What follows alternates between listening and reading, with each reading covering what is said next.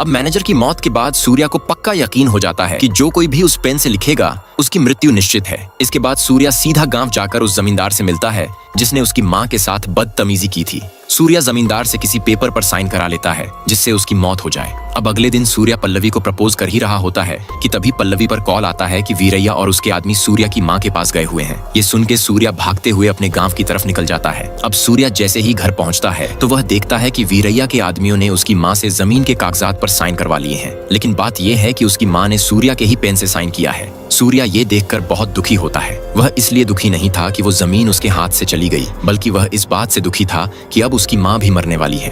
अब उन गुंडों के जाने के बाद सूर्या घर पर अपनी मां के साथ कुछ पलों को बिताता है, उन्हें अपने हाथ से खिलाता है, उनसे काफी सारी बातें करता है। वह बचपन से लेके अब तक उन सभी पलों को याद करता है जो उसने अपनी मां के साथ बिताए थे। तभी उसकी मां बाथरूम में जाती है और उसकी मां की बाथरूम में करंट लगने से मौत हो जाती है। ये देखकर सूर्या फूट फूट कर रोता है।